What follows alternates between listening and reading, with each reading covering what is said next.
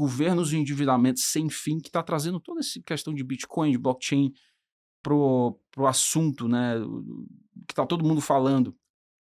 Afinal, a gente está indo para uma direção de falência do sistema financeiro atual, a um suposto grande reset, com essa questão de endividamento da dívida americana, que é algo que não desacelera, ou que não para de crescer.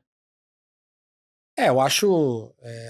Eu também sou professor em Georgetown, né? E eu tenho um curso que trata sobre esse tema.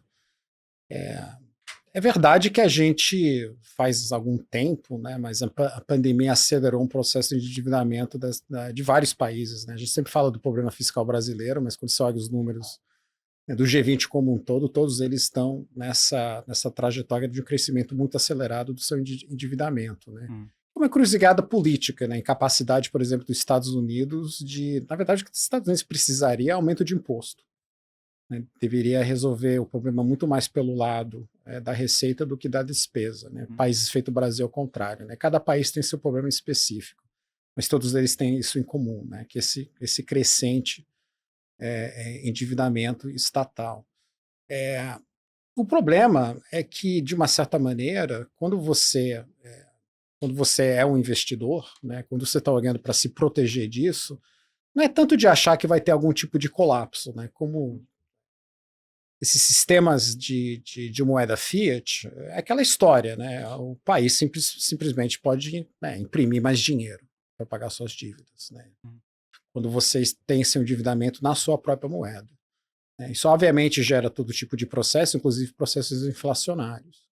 O Bitcoin está tendo, né, um lugar muito especial nessa conjuntura, por quê? Porque, na verdade, ele é o único ativo de relevância, pelo seu tamanho, vários trilhões de dólares de valor, que não depende de nenhum Estado. Porque todas as moedas dependem do Estado, e, na verdade, o valor da moeda depende do bom gerenciamento do Estado. Né, da força do Estado. Quem está por trás do dólar é o governo americano, é o Estado americano, inclusive com seu poder militar. Né? E a Bitcoin é a única que foge disso. Exatamente aquilo que leva muitas pessoas céticas a dizer que, né, isso não tem valor, não tem nada por trás. Esse é exatamente a força do Bitcoin, de não ter nada por trás. Quando você olha para todo o conjunto desses países, todos eles estão piorando, né, sua trajetória fiscal, mas essa pior trajetória fiscal é um sintoma de incapacidade de governança. Ele é simplesmente um sintoma. Os países não conseguem ter equilíbrio fiscal porque tem um problema político subjacente que está gerando esse desequilíbrio.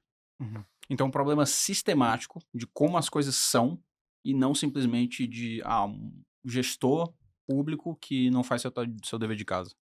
Tem uma razão que o gestor público não faz seu dever de casa. A gente, olhando o problema brasileiro, por exemplo, a gente vê isso claramente, né? O Brasil entrou numa trajetória de crescimento de gastos que começa com a Constituição de 88, que era uma Constituição feita antes da queda do Muro de Berlim, portanto, ela tinha essa visão de um Estado muito grande. O Estado continua a crescer, continua a atender demandas sociais, mas de uma maneira muito ineficiente, de tal maneira que ela não consegue parar de crescer. A sua própria ineficiência cria demanda por mais Estado, então a gente está meio num equilíbrio ruim, né, onde o Estado simplesmente gasta mais e mais e mais pela sua própria incompetência em trazer aquilo que a sociedade demanda. Né, e do outro lado, a gente exauriu a capacidade de aumentar a tributação. Né, tem uma clara, né, reação negativa, reação contra aumentar ainda mais a carga tributária. Então, o que acontece? O endividamento começa a subir. Impacto direto, né, na taxa de juros. Né? O Banco Central, por mais que ele queira, simplesmente não consegue baixar os juros, né? E a gente trabalha com juros real muito alto, que aumenta ainda mais essa trajetória de crescimento. Como isso vai se resolver? Né? Esse tipo de endividamento, no caso brasileiro, né, e eu acho que vai ser o caso dos outros países, né, se resolve somente de 3 maneiras. Né? Ou você faz o ajuste, né, ou você apela por repressão financeira, que esse governo meio que deu um ensaio de fazer com aquela ideia do IOF sobre investimento estrangeiro, que era começar a fechar a porta do brasileiro poder investir fora do Brasil, fugir dessa instabilidade. E, obviamente, criptoativos é uma maneira de você fugir dessa instabilidade também. né? Então a gente tem que olhar muito bem o que o governo está fazendo, porque isso é o início de um processo de repressão financeira ou uma crise. Né? Você tem algum tipo de crise, aí você tem um reset. Né? O endividamento cai pela destruição da dívida. Né? Você tem um processo explosivo inflacionário, por exemplo, um confisco, como foi o Plano Collor. Então, uma dessas três coisas vai acontecer no Brasil e vai acontecer em todos esses países. No mundo, a gente já viu alguma situação parecida com o que a gente está vivendo em termos de magnitude da dívida e o que a gente... Sim, a gente já viu momentos de guerra, por exemplo, na Segunda Guerra Mundial, Primeira Guerra Mundial, você teve explosão de endividamento em vários países.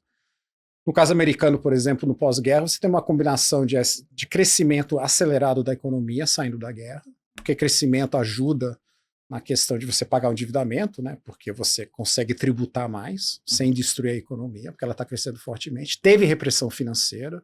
O Fed, na época, tinha um acordo com o Tesouro Americano de segurar os juros no patamar baixo. Né?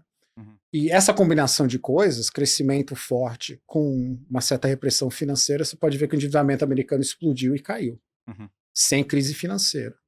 Então teve momentos onde esses ajustes foram feitos. Mas, como eu disse, só tem três maneiras de você fazer isso. Ajustar, repressão financeira ou crise. Você pode ter combinações dessas três, obviamente.